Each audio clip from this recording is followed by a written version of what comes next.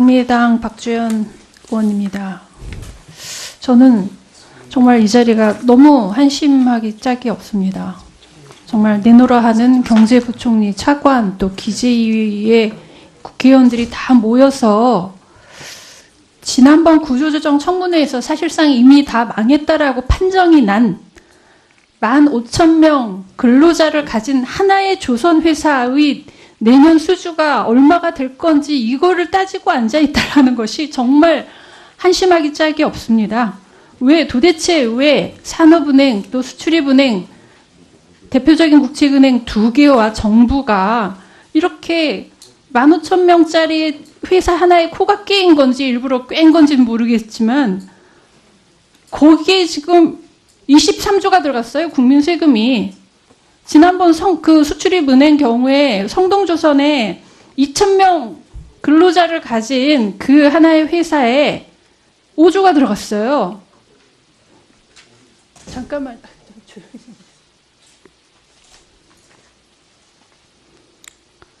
23조면 어떤 돈입니까? 예, 그 15,000명의 그 근로자들만 소중합니까? 자영업자들, 그리고 이제 또 다시 연구체를 발행해 준다고 하는데요. 지금 잘 아시다시피, 그러니까 우리나라 지금 국민이 은행 돈을 빌릴 수 있는 사람과 없는 사람으로 신분이 나뉜다고 합니다. 은행 돈을 빌릴 수 있는 사람은 어쨌든 4% 5%로 빌릴 수 있지만 그 빌릴 수 없는 사람이 너무 많은 거예요. 그 사람들은 대부업에 가서 30%, 그 다음에 대부업 이자를 갚지 못해서 그 다음 사채로 밀려나는 사람들이 대부분입니다. 지금 300만 자영업자들이 다 그렇게 힘들어요.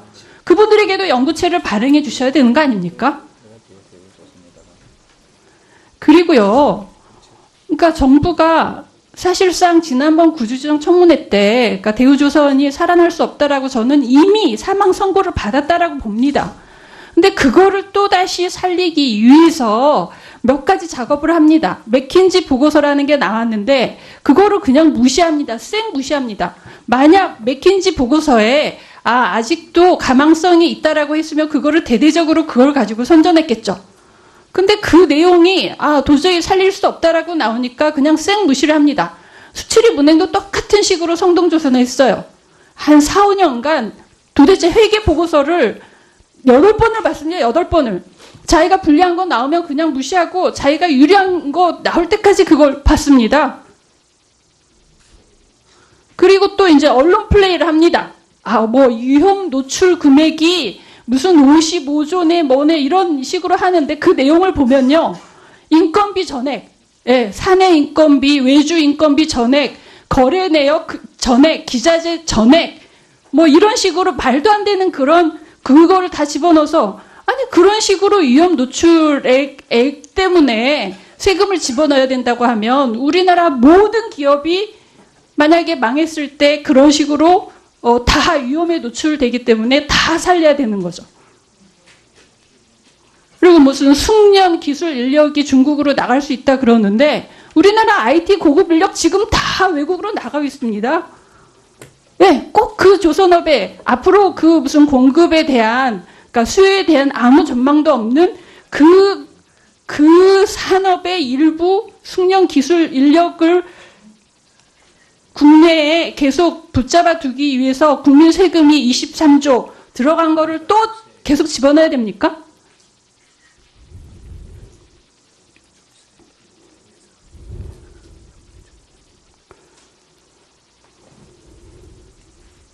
저는요, 여기 무슨 감축 추진 계획, 대우조선 해양, 직영 인력을 18년까지 얼마를 줄이고 또 18년까지 뭐를 어떻게 줄인다는 거 하나도 믿지 않습니다.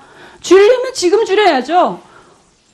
18년이라는 거는 대통령 선거 이후죠. 모든 거를 대통령 선거 이후, 대통령 선거 과정에서 이런 지역 정치인들 문제 제기하고 노조 어쩌고저쩌고 하면은 공약에 넣지 않을 수 없을 것이고 그러면 이 사태는 끝난다 이렇게 보는 거죠.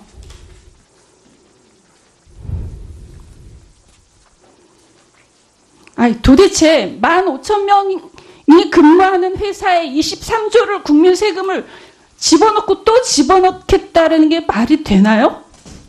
23조가 어떤 돈입니까? 지금 650만 어르신들 중에 빈곤율이 50%고 330만 명에 대해서 기초연금 지금 20만 원 주는 거를 30만 원으로 올려주는데 그거를 10년 가까이 할 수 있는 돈입니다.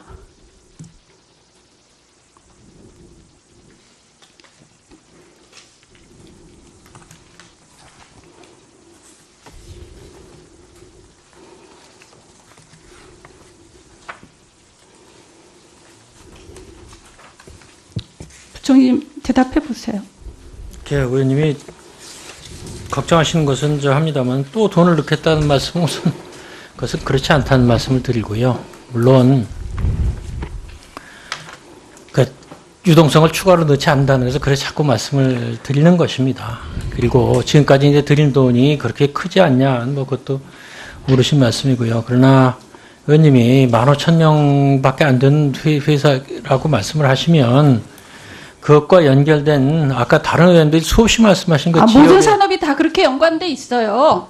모든 산업이, 모든 기업이 다 그런 연관 효과가 있는 겁니다. 예, 조선업은 그런 연관이 크다는 말씀이 제가 그러니까 더 해줘야겠다는 것이 아니고요. 지금 이 방안으로 자, 이렇게 묻겠습니다. 뼈를 깎는 자구 노력을 맥킨지 보고서가 일단 대우조선은 가망성이 없다라고 평가했다라고 알려지고 있고 그거는 저는 사실이라고 봅니다.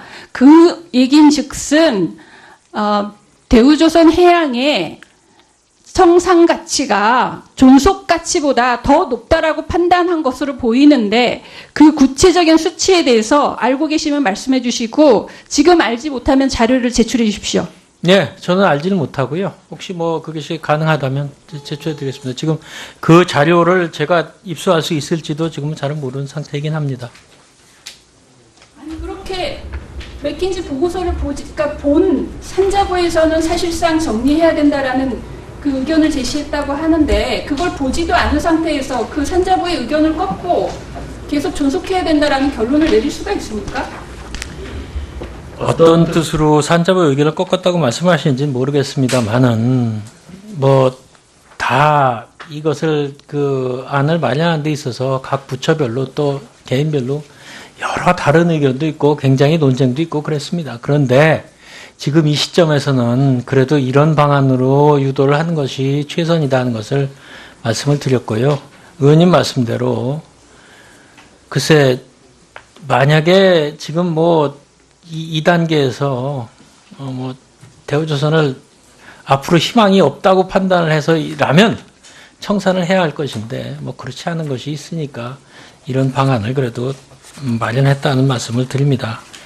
그렇게 지금 청산하는 것이 예를 들면 만약에 지금 청산을 한다고 그러면 유망한 부분은 이렇게 이른바 굿 컴퍼니를 해야 하고 배드 컴퍼니의 나쁜 부분은 정리를 해야 되지 않겠습니까? 지금 누가 그걸 가져갈 수가 있겠습니까?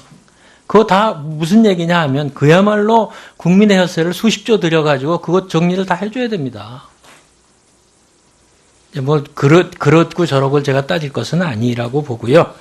저희로서는 그래도 가능성이 있는 것은 좀 더 살려봐야 된다는 뜻이고 그러나 누차 말씀을 드렸다시피 지금 계속해서 앞으로도 3사가 다 아주 고통스러울 것이고 특히 뭐 자꾸 오늘 얘기가 나오는 대우조선은 더욱더 고통스러울 겁니다.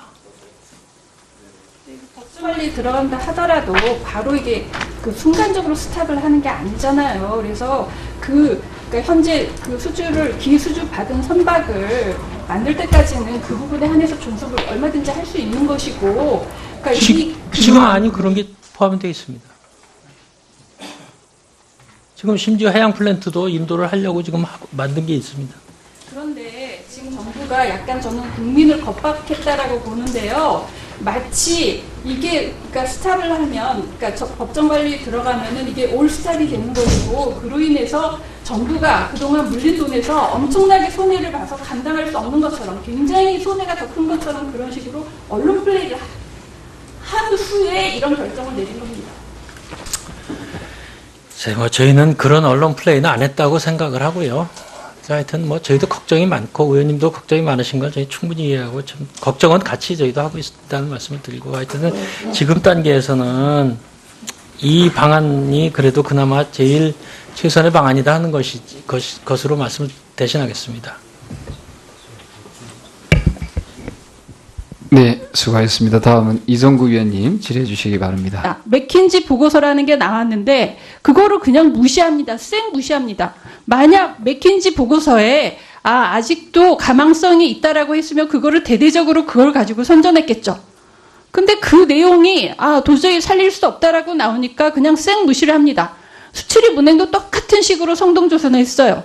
한 4, 5년간 도대체 회계 보고서를 8번을 봤습니다. 8번을. 자기가 불리한 거 나오면 그냥 무시하고 자기가 유리한 거 나올 때까지 그걸 봤습니다. 그리고 또 이제 언론 플레이를 합니다. 뭐 위험 노출 금액이 무슨 55조네 뭐네 이런 식으로 하는데 그 내용을 보면요. 인건비 전액, 사내 인건비 왜인지는 모르겠지만 거기에 지금 23조가 들어갔어요. 국민 세금이. 지난번 수출입은행 경우에 성동조선에 2,000명 근로자를 가진 그 하나의 회사에 5조가 들어갔어요. 잠깐만.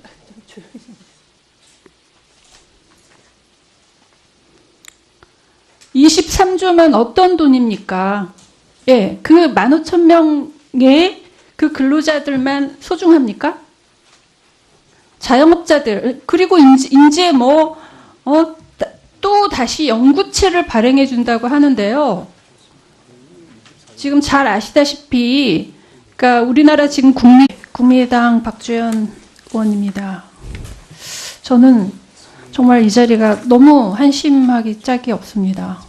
정말 내노라 하는 경제부총리, 차관, 또 기재위의 국회의원들이 다 모여서 지난번 구조조정 청문회에서 사실상 이미 다 망했다라고 판정이 난 15,000명 근로자를 가진 하나의 조선회사의 내년 수주가 얼마가 될 건지 이거를 따지고 앉아있다라는 것이 정말 한심하기 짝이 없습니다.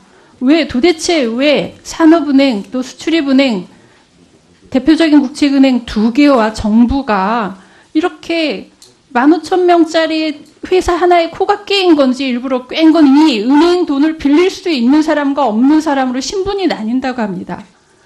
은행 돈을 빌릴 수 있는 사람은 어쨌든 4% 5%를 빌릴 수 있지만 그 빌릴 수 없는 사람이 너무 많은 거예요. 그 사람들은 대부업에 가서 30%, 그 다음에 대부업 이자를 갚지 못해서 그 다음 사채로 밀려나는 사람들이 대부분입니다. 지금 300만 자영업자들이 다 그렇게 힘들어요. 그분들에게도 연구체를 발행해 주셔야 되는 거 아닙니까? 그리고요, 그러니까 정부가 사실상 지난번 구조조정 청문회 때, 그러니까 대우조선이 살아날 수 없다라고 저는 이미 사망 선고를 받았다라고 봅니다. 근데 그거를 또 다시 살리기 위해서 몇 가지 작업을 합니다. 주 인건비 전액, 거래 내역 전액, 기자재 전액, 이런 식으로 말도 안 되는 그거를 다 집어넣어서 그런 식으로 위험 노출액 때문에 세금을 집어넣어야 된다고 하면 우리나라 모든 기업이 만약에 망했을 때 그런 식으로 다 위험에 노출되기 때문에 다 살려야 되는 거죠. 그리고 무슨 숙련 기술 인력이 중국으로 나갈 수 있다 그러는데 우리나라 IT 고급 인력 지금 다 외국으로 나가고 있습니다. 네, 꼭 그 조선업에 앞으로 그 무슨 공급에 대한 그러니까 수요에 대한 아무 전망도 없는 그 산업의 일부 숙련 기술 인력을